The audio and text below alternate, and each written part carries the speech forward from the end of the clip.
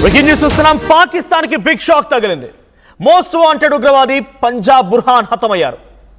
ఇక పుల్వామా దాడిలో కీలక పాత్ర పోషించింది ఈ హంజా బుర్హానే. సో పుల్వామా అటాక్ మీకు గుర్తు ఉంటుంది. Pulwama it's a black day అని చెప్పుకుంటూ ఉంటాం మనం.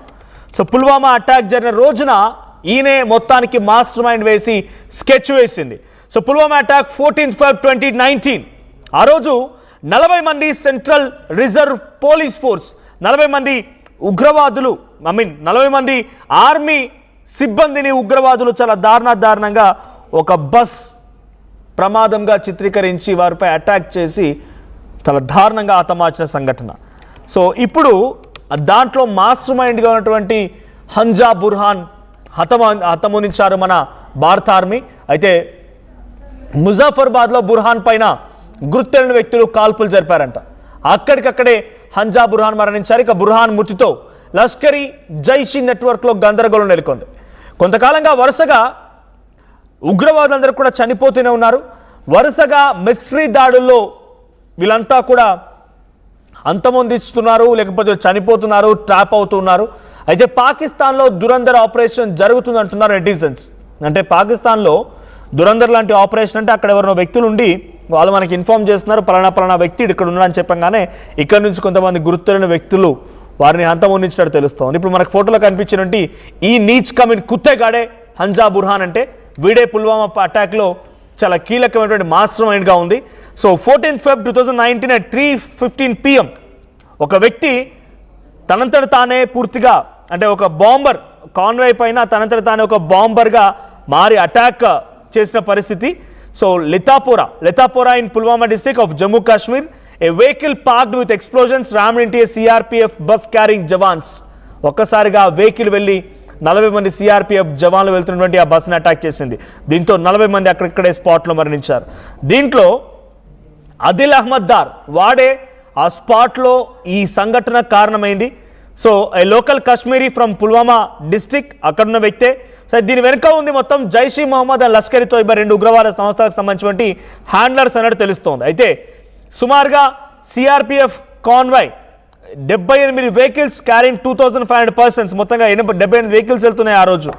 అయితే 200 నుంచి 350 kgs ఆఫ్ ఎక్స్ప్లోజివ్స్ ఆ కార్లో పట్టుకోలేట్టు తెలుస్తోంది. ఆ కార్ డైరెక్ట్గా వెళ్ళి ఆ వెహికల్ ఢీకొనగానే ఆ వెహికల్ బ్లాస్ట్ అయింది. దాని వెనుకున్నటువంటి కీలకమైన మాస్టర్ మైండ్ ఇప్పుడు ఒక గుర్తు తెలియని వ్యక్తుల చేత, ఆ గుంపు చేత కాల్చివేయబడ్డాడు, చంపివేయబడ్డాడు హంజా బుర్హాన్. సో హంజా బుర్హాన్ సంబంధించిన ఫోటో మీరు చూస్తూ ఉన్నారు. సో హంజా బుర్హాన్ ఇప్పుడు అంతమొందించారు కొంతమంది గుర్తు తెలియని వ్యక్తులు. 2017లో పాకిస్తాన్కి వెళ్ళాడు. ఆ తర్వాత నిషేధిత ఉగ్రవాద సంస్థలో అక్కడ పనిచేసి వచ్చాడు. 2019లో ఈ దాడికి కారణమయ్యాడు. అయితే 2022లో వీడిని పక్కాగా గుర్తించి ఉగ్రవాదిగా మన కేంద్ర ప్రభుత్వం డిక్లేర్ చేసింది. అయితే అప్పుడున్నటువంటి ఆ వ్యక్తి కోసం వెతుకుతూనే ఉన్నారు. రీసెంట్గా ఇప్పుడు ముజాఫర్బాద్లో వీడిని కనుగొన్నారట కొంతమంది గుర్తెలిన వ్యక్తులు. చూడగానే వాడిని కాల్చిపడేశారు. అయితే పాకిస్తాన్లో దురంధర్ లాంటి వ్యక్తి ఉన్నట్టు తెలుస్తోంది. సో ఈ వరుస ఆపరేషన్లు చూస్తూ ఉన్నాం. వరుసగా ఒకరి తర్వాత ఒకరు ఉగ్రవాదులు కూడా చనిపోవడం చూస్తూనే ఉన్నాం. ఈ సంఘటన చూసిన తర్వాత ఇప్పుడు అందరినీ షాక్కు గురిచేసే అంశం ఏంటంటే పాకిస్తాన్కి సంబంధించిన ఉగ్రవాదులు మన దేశంలో ఇంకా కొంతమంది ఉన్నారు. అక్కడి నుంచి వచ్చిన నీచ్ కమిన్ కుత్తేగాలు, వారి చేత ట్రైనింగ్ తీసుకోబడ్డ వాళ్ళు, లష్కర్ ఇ తోయిబా అయినా, జైషీ మహమ్మద్ అయినా, ఉగ్రవాద సంస్థలకు సంబంధించిన వాళ్ళు ఇంకా భారతదేశంలో ఏదో ఒక చోటున మన దగ్గరే మారువేషంలో తిరుగుతూనే ఉన్నారు. చూడండి 2019లో ఈ దాడికి పాల్పడ్డ వ్యక్తి ఇప్పటిదాకా బతికే ఉన్నాడు, ఇక్కడే ఉన్నాడంటే వీని హిస్టరీ ఏంటి, వీని ట్రావెల్ హిస్టరీ ఏంటి, ఎటువైపుగా వెళ్ళాడు, ఎక్కడి నుంచి వచ్చాడు, మళ్ళీ ఎక్కడ ట్రైనింగ్ తీసుకున్నాడు, ఇన్ని రోజుల పాటుగా వీనికి ఆశ్రయం ఇచ్చింది ఎవరు, ఎందుకు దాక్కున్నాడు, ఎక్కడ దాక్కున్నాడు, ఈ హంజా బుర్హాన్ అనేటువంటి ఈ దుర్మార్గుడు ఈ నీచ్ కమిన్ కుత్తేగాడికి ఆశ్రయం ఇచ్చింది ఎవరు, వీడి రోజుల పాటు ఎలా బతికాడు, ఏం తిని బతికాడు, ఎలా ఉన్నాడు. మన దేశంలో ఇంకా స్లీపర్ సెల్స్ ఉన్నారు. ఈ హంజా బుర్హాన్కి ఆశ్రయం ఇచ్చింది అటువంటి ఒక స్లీపర్ సెల్లే. పాకిస్తాన్లో ట్రైనింగ్ తీసుకొని మన దేశంకి వచ్చి అటాక్కి పాల్పడి వీడు ఇంకా స్వేచ్ఛగా బతకగలుగుతున్నాడంటే ఎంత యథేచ్ఛగా మారువేషంలో బతుకుంటాడు అర్థం చేసుకోండి. ఇంకా రోజు రోజుకి ఈ రకంగా మరణాలు పెరిగే అవకాశం ఉంది. ఎప్పటికప్పుడు మన ఆర్మీ అండ్ కొంతమంది నిజమైన దేశభక్తులు, దాన్ని మనం ఒక ఆపరేషన్ అంటామా లేకపోతే అన్యూనిఫార్మ్డ్ పోలీసులు అంటామా, వాళ్ళంతా కూడా ఇప్పుడు డైరెక్ట్గా ఈ ఉగ్రవాద చర్యల్లో పార్టిసిపేట్ చేసినటువంటి ఈ నీచ్ కమెన్ కుత్తేగాల్ని వరుసగా హతమారుస్తూ ఉన్నారు. సో హంజా బుర్హాన్ వార్త ఇప్పుడు దేశవ్యాప్తంగా పబ్లిక్ అందరికీ కూడా మరోసారి ఒక విషయం పట్ల సంతోషాన్ని వ్యక్తం చేస్తుంటే మరోవైపు కొంత ఆందోళన కూడా గురి చేస్తున్న అంశం అని చెప్పాలి. బికాజ్ ఇలాంటి వాళ్ళు ఇంకా మన మధ్య బతికే ఉన్నారు. మనతో పాటుగా లష్కర్-ఈ తోయిబా, జైష్-ఈ మహమ్మద్ ఉగ్రవాద సంస్థలకు సంబంధించిన వాళ్ళు మారువేషంలో వారందరినీ కూడా ఇక్కడే తిరుగుతున్నట్టుగా అర్థమవుతోంది. సో ప్రజెంట్ ఈడి మరణం పైన మీ అభిప్రాయం, అట్ ది సేమ్ టైం మీ చుట్టూ ఇటువంటి మాదిరిగానే స్లీపర్ సెల్స్ కనుక ఉన్నట్టయితే డెఫినెట్గా ఫైండ్ అవుట్ చేయండి. వాడికి శిక్ష పడాల్సిందే. వాడి వివరాల్ని పోలీసులకు వరకు అందించే ప్రయత్నం చేయండి. లేదంటే ఆర్టీవీలో కూడా మీరు కామెంట్ చేయొచ్చు. డెఫినెట్గా ఈ సమాచారాన్ని మా ప్రతినిధి ద్వారా పోలీసులకు చేర్చే ప్రయత్నం మేము చేస్తాం. సో ఇక్కడ కనబడుతున్న నీచ్ కమెన్ కుత్తేగాడు చనిపోయాడు. పుల్వామా అటాక్ 40 మంది సిఆర్పిఎఫ్ జవాన్ల మరణానికి కారణమైనటువంటి ఒక మాస్టర్ మైండ్ ఈరోజు చనిపోయాడు. దీనిపైన మీ అభిప్రాయం ఏంటి? Please do comment.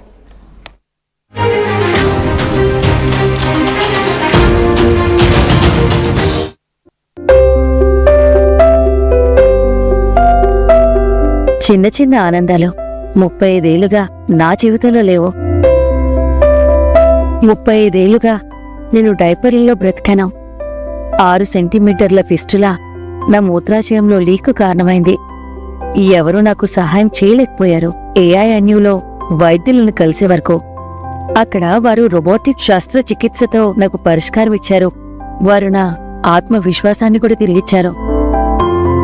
Precision Care makes it possible. The Center for Robotic Surgery at AINU. Tournament ముందు పెయింట్ ఎలా చేస్తాం?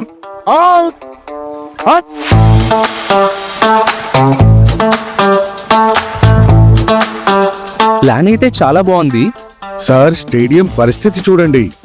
టోర్నమెంట్ ముందు పెయింట్ ఎలా చేస్తాం? టెక్నో పెయింట్స్ ఉందిగా.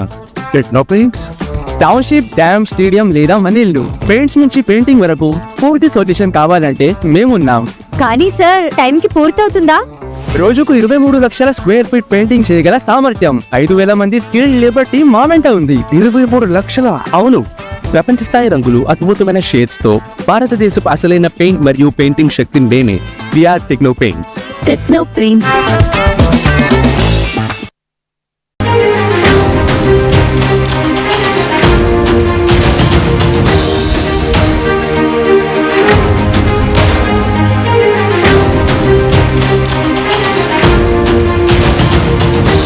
చూస్తున్నాం, పాకిస్తాన్ కి బిగ్ షాక్ తగిలింది. మోస్ట్ వాంటెడ్ ఉగ్రవాది పంజాబ్ బుర్హాన్ హతమయ్యారు. ఇక పుల్వామా దాడిలో కీలక పాత్ర పోషించింది ఈ హంజా బుర్హానే. సో పుల్వామా అటాక్ మీకు కనుక గుర్తు ఉంటుంది. Pulwama it's a black day అని చెప్పుకుంటూ ఉంటాం మనం. సో పుల్వామా అటాక్ జరిగిన రోజున ఈయనే మొత్తానికి మాస్టర్ మైండ్ వేసి స్కెచ్ వేసింది. సో పుల్వామా అటాక్ 14 Feb 2019 ఆ రోజు